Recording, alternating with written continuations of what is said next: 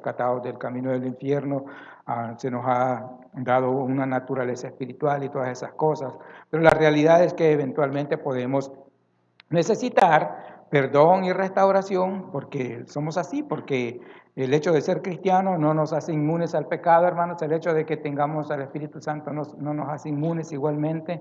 Todavía conservamos el viejo hombre que se le llama en teología. Todavía conservamos la naturaleza de pecado, que es la que nos inclina a violar la ley de Dios y a ofender a Dios en realidad.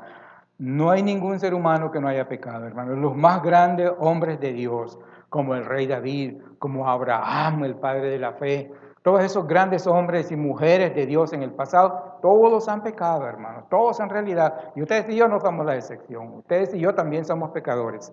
Y necesitamos eventualmente que Dios nos perdone, que Dios nos restaure, porque al pecar contra Dios, pues si uno no se arrepiente, si uno sigue en ese estado, pues esa amistad cercana que tenemos con Dios es obstaculizada, se rompe y es peligroso. El rey David fue un hombre excepcional, con un corazón fervoroso, lleno de amor hacia su Dios desde su juventud. Desde su juventud fue un hombre que amó a Dios hasta sus últimos días en realidad, como pocos hombres en la actualidad y como pocos hombres en la historia de la humanidad.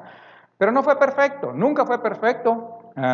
Trató, luchó de honrar a Dios, de amar a Dios. Fue un hombre justo, incluso hasta cuando le descubrieron su pecado, resaltó esa justicia que había delante de él al exclamar lo que clamó, pero también él ofendió a Dios, hermano. Y aunque Dios lo declaró como un varón de acuerdo a su corazón de Dios, como un varón de acuerdo al corazón de Dios, también pecó. El rey David no fue la excepción. Por eso con este salmo escrito por él de su mano y por supuesto inspirado por el Espíritu Santo, podemos aprender de que ocasionalmente necesitamos perdón, necesitamos restauración, hermanos. Esa es la gran verdad. Todos nosotros, o cualquiera, todos nosotros hemos pecado en realidad, todos nosotros pecamos, pero una cosa es pecar eventualmente y pues así somos, y otra cosa es, como les dije yo, navegar en el pecado y no quererlo dejar y tenerlo ahí como algo que necesitamos. Eso es peligroso en realidad. Es cuando entonces necesitamos el perdón de Dios y es cuando necesitamos una verdadera restauración, que nuestra cercanía con Dios, que nuestra amistad cercana con Dios sea restaurada. Y ese es nuestro tema de esta tarde, procurando perdón y restauración. Procurando perdón y restauración. Y para eso, hermanos, hay algo que debemos reconocer. Necesitamos estar seguros de eso. Y lo primero es que personalmente somos pecadores. Ustedes y yo somos pecadores. Todos nosotros somos pecadores. Ninguno de nosotros puede decir que no ha ofendido a Dios en algún punto de la vida. Ninguno de nosotros puede decir que está limpio delante de Dios, que estamos justificados delante de Dios por nuestra conversión a Cristo. Eso es otra cosa. Pero en realidad todos ofendemos a Dios. En realidad todos somos pecadores y necesitamos reconocer eso para salud, para que haya en realidad perdón en nuestra vida, para que haya una restauración de nuestra vida para con Dios, nuestra relación con Dios y con el prójimo. Necesitamos reconocer eso, que nosotros en realidad somos pecadores. Una persona que no reconoce su pecado, pues nunca va a ser perdonada, hermano, porque no lo quiere reconocer.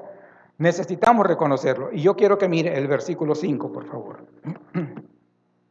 El versículo 5 dice así: he aquí, en maldad he sido formado y en pecado me concibió mi madre. El rey David lo declara públicamente, prácticamente, lo declara él de su más interior, lo profundo de su interior, y él dice, he aquí, en maldad he sido formado. Una traducción mejor sería, en maldad he sido dado a luz. Eso es lo que quiere decir en realidad en el hebreo. En maldad he sido dado a luz y en pecado me concibió mi madre. Él se consideraba pecador y sabe, este salmo en realidad él lo escribió prácticamente como un año después de su pecado con aquella mujer que se llamaba Betsabé, que ya sabemos lo que ocurrió en segunda de Samuel capítulo 11, la Biblia lo relata, cuál fue el problema.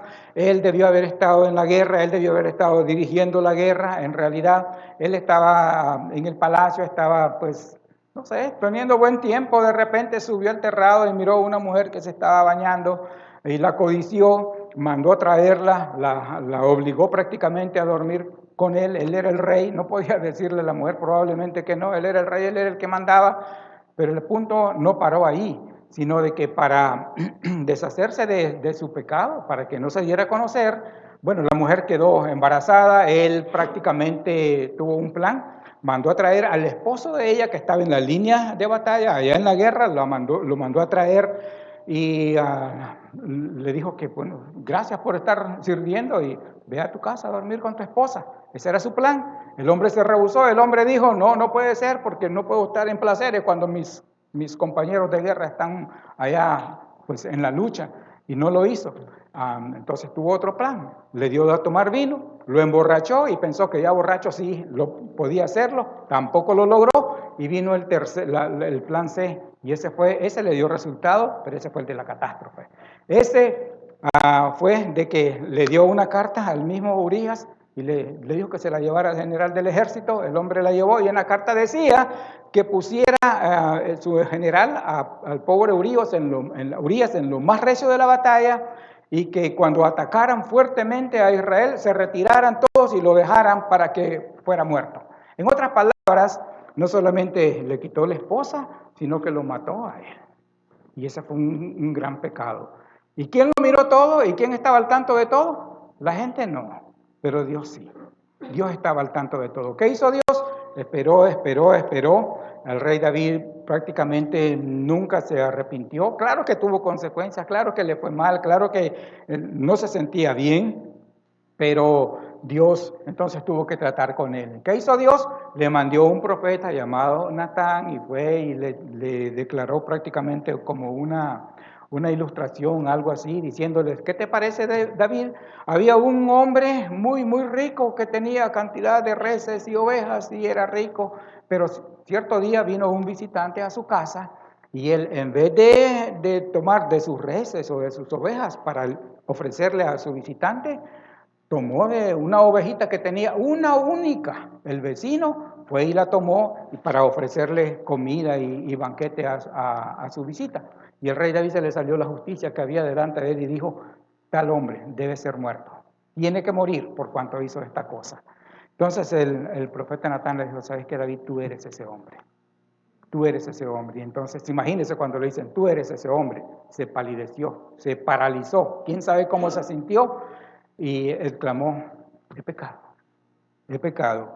Pasó un año más y él estaba como enojado con Dios porque Dios lo castigó, porque Dios le quitó el hijo que había engendrado. No solo eso, sino que le declaró justicia ante su familia, que la espada iba a estar en su familia y pasaron desastres en su familia en realidad, incluso hasta su hija fue violada por su medio hermano, una serie de cosas negativas que pasaron en su familia y él estaba como molesto con Dios, estaba como medio enojado con Dios, hasta que después, dicen los teólogos, más o menos de un año, recapacitó de verse en la miseria en que se sentía y cómo estaba.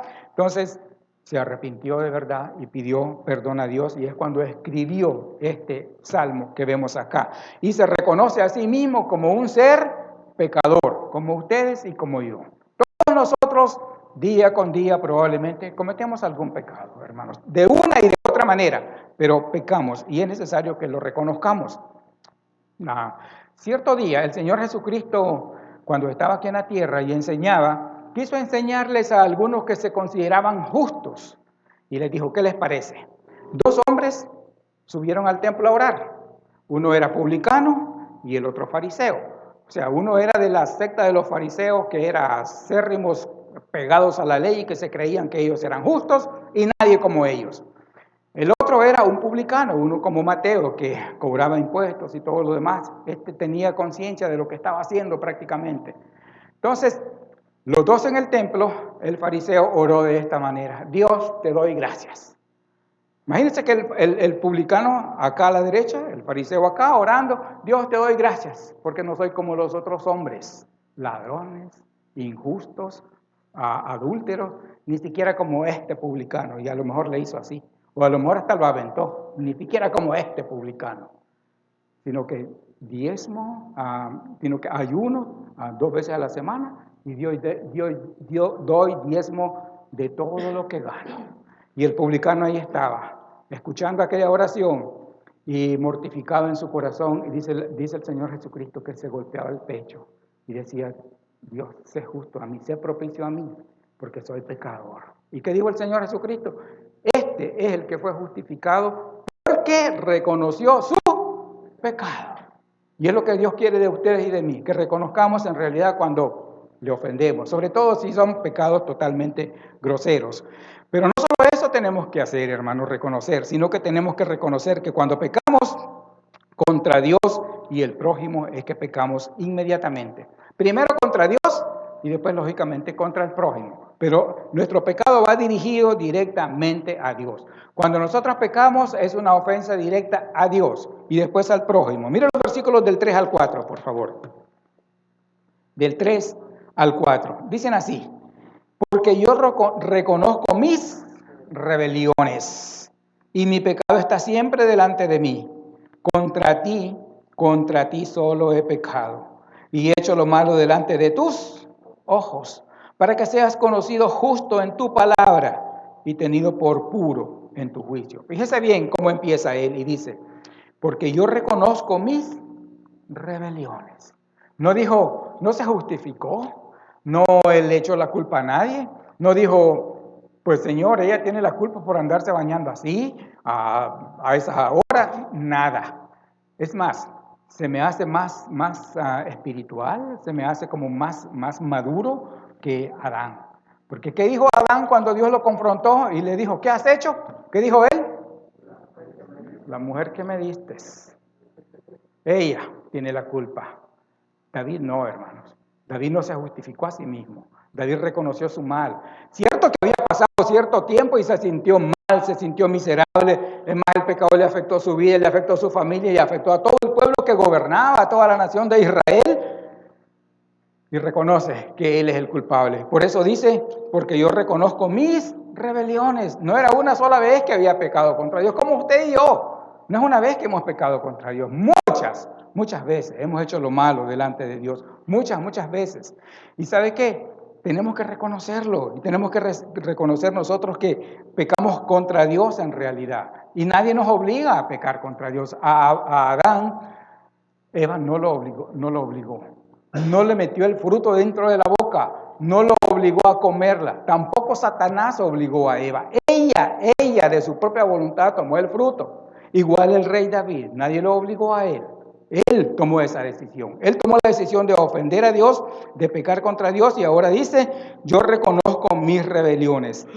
Y mi pecado está siempre delante de mí. No el pecado de mi cónyuge, no el pecado de mis hijos, no el pecado de mi primo, no el pecado de mi cuñado.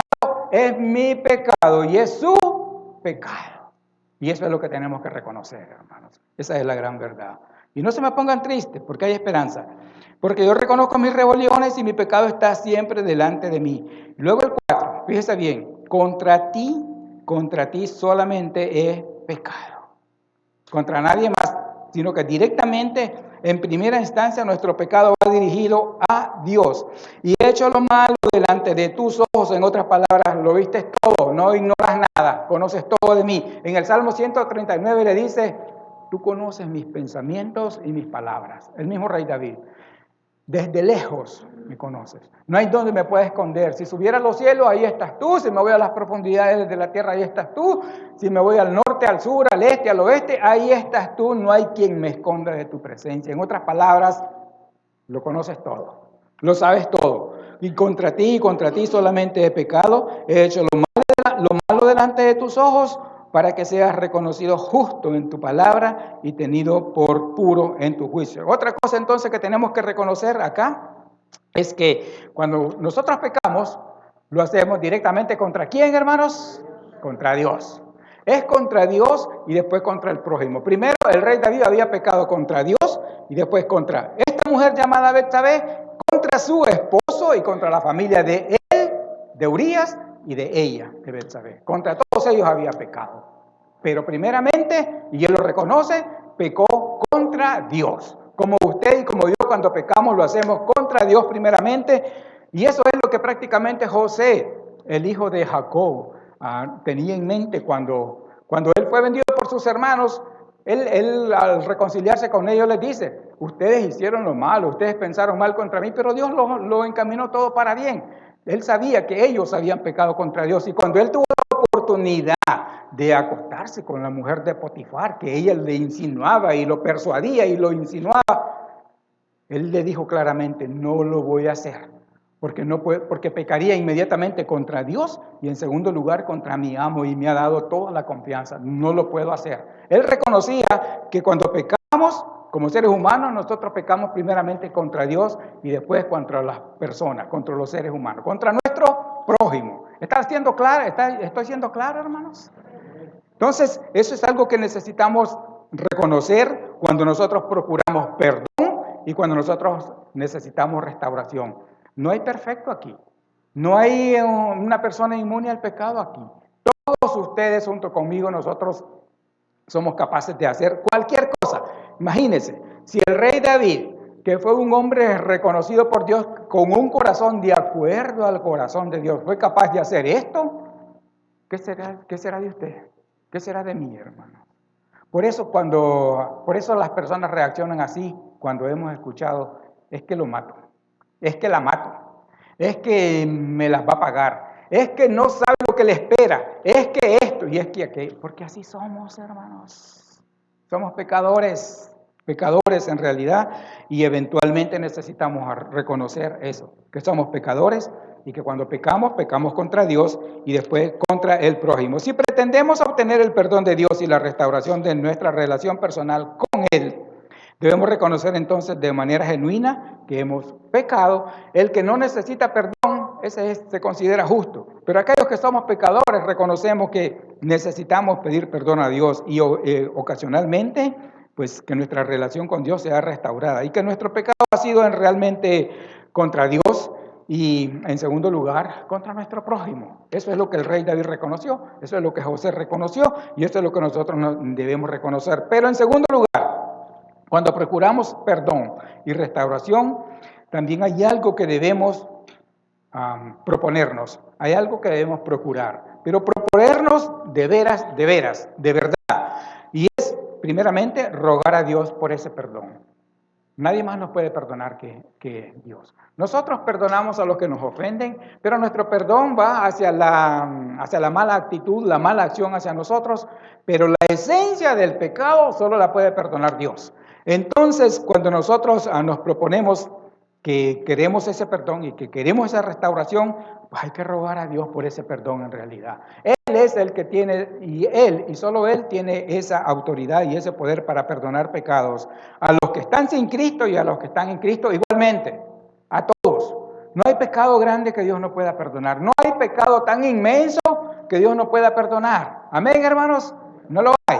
Entonces hay que rogar a Dios por ese perdón y el rey David no lo dudó. Una vez que reconoció, una vez que de verdad se arrepintió, una vez que él comprendió el gran mal que había hecho, lo mal que estaba él, lo mal que estaba su familia y que todo era consecuencia de esta mala acción suya, entonces él rogó a Dios por perdón. Miren los versículos 1 y 2, por favor.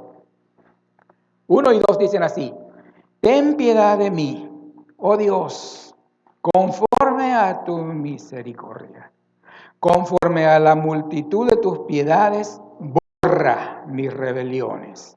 Lávame más y más de mi maldad y límpiame de... Es un ruego grande, hermano. Es algo que le sale a él como del alma, es algo que le sale de lo más profundo de su ser, es algo que lo tiene a él totalmente mal, la actitud que hizo, el hecho que hizo, la acción que tomó lo tiene mal y ahora él clama por misericordia, él clama por piedad. Por eso el versículo 1, ten piedad de mí. Fíjese cómo se dirige a Dios. Ten piedad de mí, oh Dios, conforme a tu misericordia, conforme a la multitud de tus piedades, borra mis rebeliones. Es decir, no te acuerdes más de eso. Lávame, límpiame y ten piedad de mí. Lávame más y más de mi maldad y límpiame de mi pecado, dice el versículo 2. Él se sentía inmundo, él se sentía sucio, él se sentía totalmente sin derecho, él se sentía totalmente apartado de Dios Y es que así estuvo en realidad, probablemente como por un año, según los teólogos, molesto con Dios, enojado con Dios, primero porque le quitó el hijo que le engendró en su pecado a Betsabé. Él murió, el niño murió. Segundo, porque pues en su familia estaban pasando cantidad de desastres y él no quería saber nada. Como ocasionalmente nos sucede a nosotros. Cuando de verdad le fallamos a Dios terriblemente, no queremos saber nada. No queremos, no se nos da la gana de orar, no se nos da la gana de juntarnos en la iglesia, no se nos da la gana de leer su palabra y que Dios nos hable. No pretendemos eso. Estamos mal, estamos molestos con Dios a lo mejor porque hasta nos han descubierto. Eso fue lo que le sucedió al rey David y ahora él ruega por piedad conforme a la misericordia de Dios. Y la Biblia dice que la misericordia de Dios es grande, ¿no es cierto? Hasta lo cantamos, grande es Señor, tu misericordia, grande.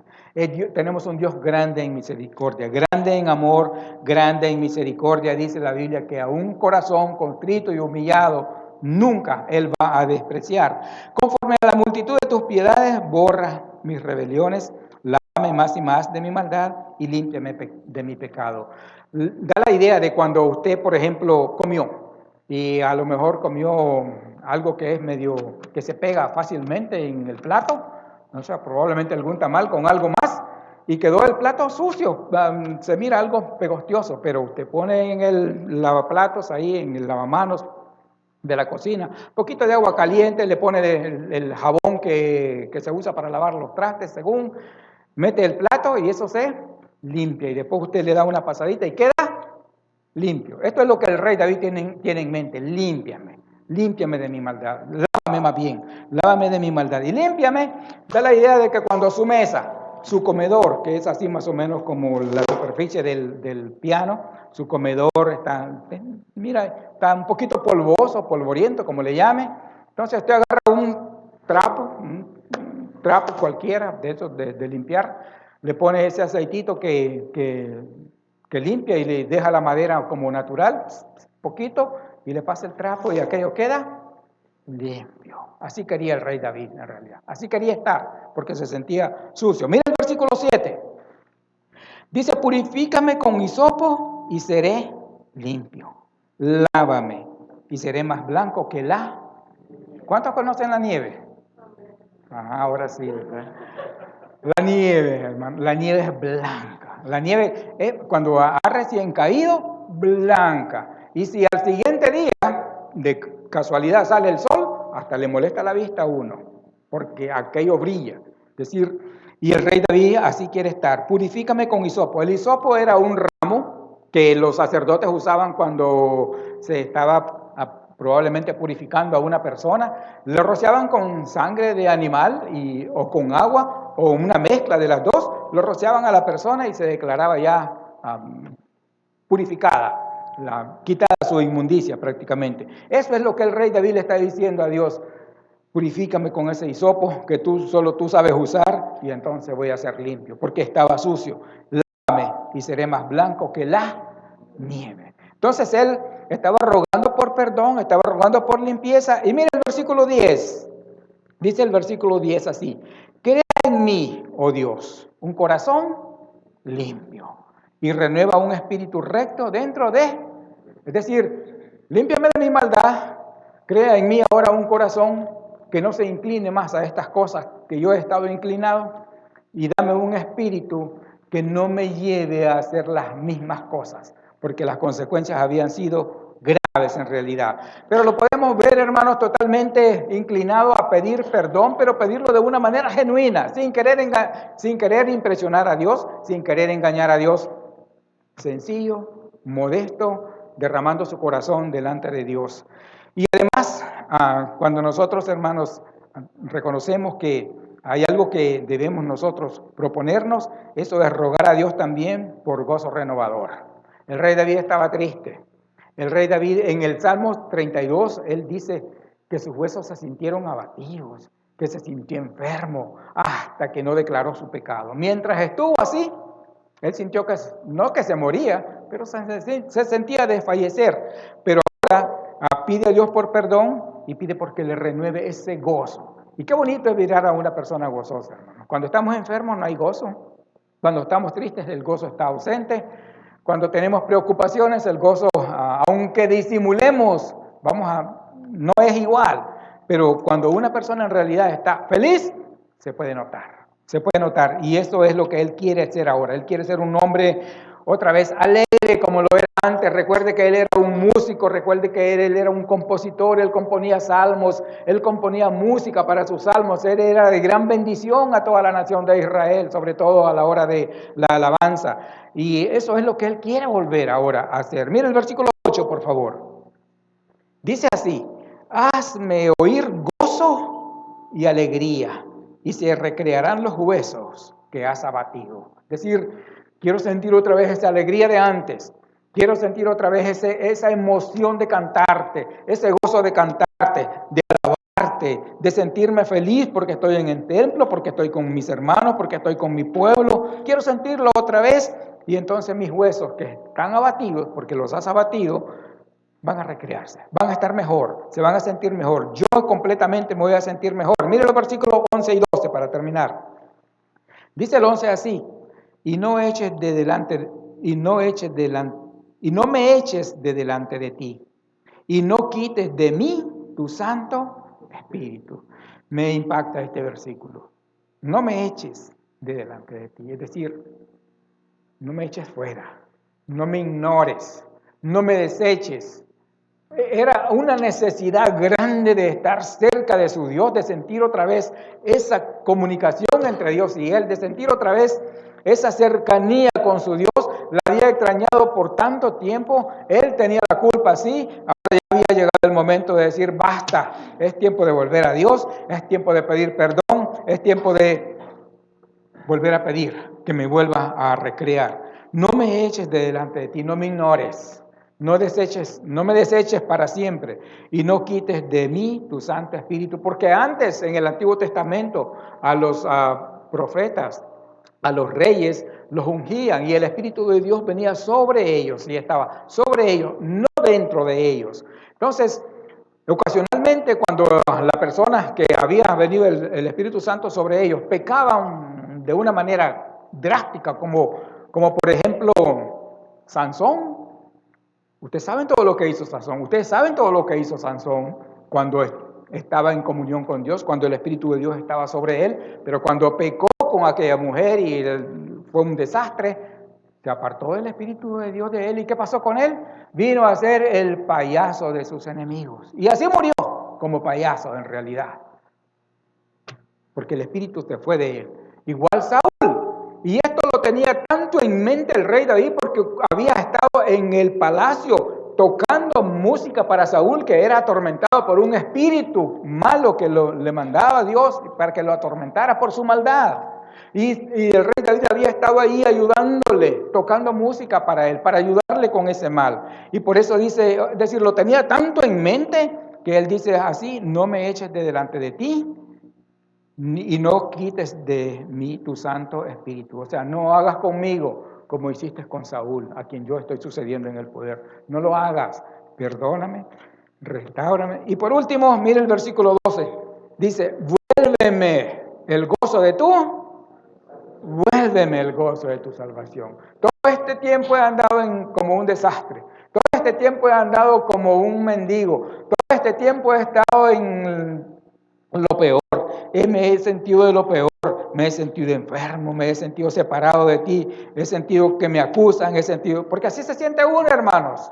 Cuando uno peca contra Dios y es un pecado grosero, uno siente como que todas las miradas van contra uno. Uno siente como que está en boca de todos. Y así sucesivamente, así se sentía él. Y por eso el gozo, aquel gozo del hombre que amaba a Dios, de aquel gozo del hombre que le cantaba a Dios, del hombre que le componía cantos a Dios, ausente por completo, por su gran pecado. Y ahora le dice: vuélveme el gozo de tu salvación. No le dice: regrésame tu salvación, dame tu salvación otra vez, vuélveme a salvar. No le dice eso, porque salvo era. Lo único que había perdido era ese gozo de ser hijo de Dios, de ser un hombre instrumento en las manos de Dios, de ser de bendición a los demás. Ese gozo lo había perdido total y absolutamente. Estaba viviendo en la miseria espiritual. como cualquiera de nosotros puede estar cuando nos apartamos de Dios. Porque ¿sabe qué hace el demonio? Nos engaña. Nos engaña diciendo, estás bien, no estás tan mal. Hay otros peores que tú. Sigue así, disfruta. Olvídalo. No le hagas caso al pastor, no le hagas caso que aquí vienen y te quieren visitar y te quieren motivar. Vive tu vida. Con un día que vayas a la iglesia es más que suficiente. ¿Para qué vas tanto? ¿Y para qué lees tanto esa Biblia? ¿Y para qué estás arrodillado tanto tiempo? Solo tú lo haces, nadie más lo hace. Y ahí está, metiendo eso en nuestra cabeza y nosotros lo estamos creyendo. Y entonces no necesito ir a la iglesia para estar cerca de Dios. Dios está conmigo todo el tiempo. Y así los vas a oír y así las vas a oír. No es cierto, hermanos, seamos sinceros.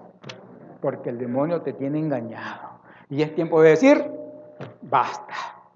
Voy a arrodillarme delante de mi Dios y le voy a pedir perdón por este pecado y le voy a decir que renueve mi gozo. Quiero sentir ese gozo de ser hijo de Dios otra vez.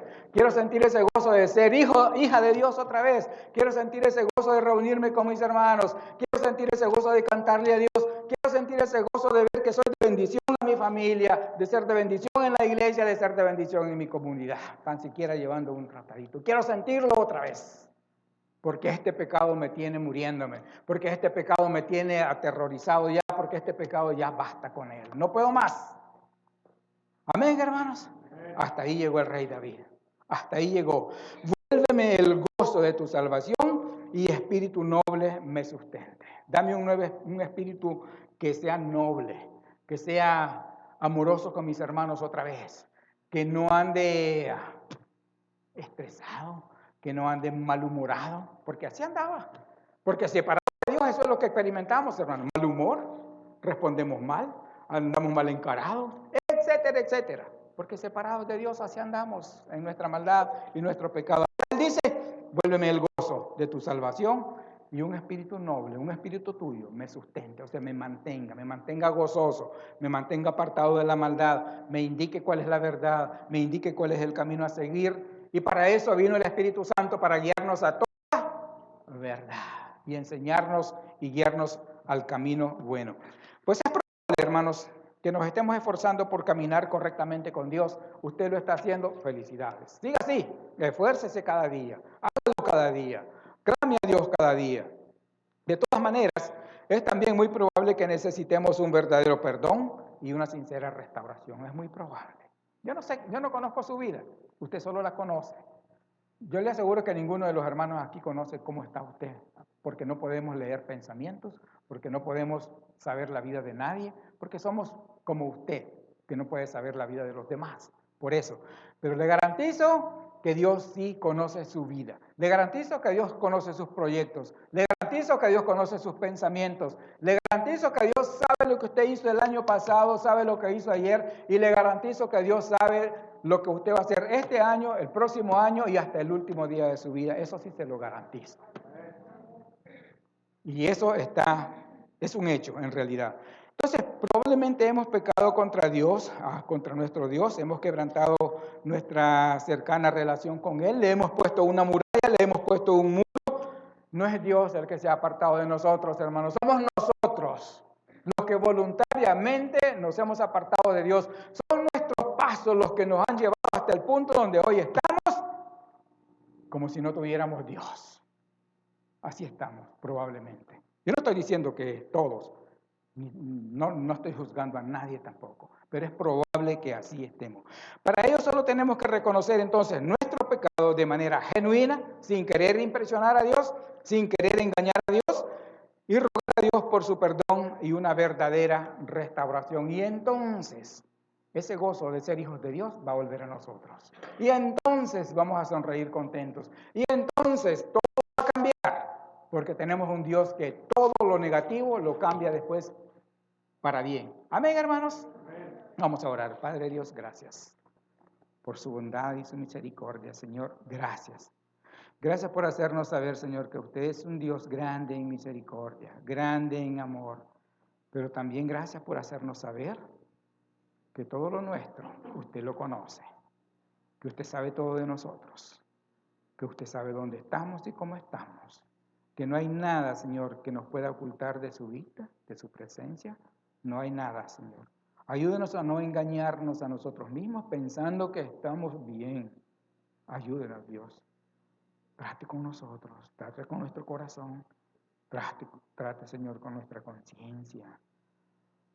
Para, Señor, poder reconocer que de verdad hemos pecado y que necesitamos pedir perdón y que necesitamos pedir esa restauración que necesitamos, Señor, para que experimentemos ese gozo de ser nuevamente hijos suyos, Señor.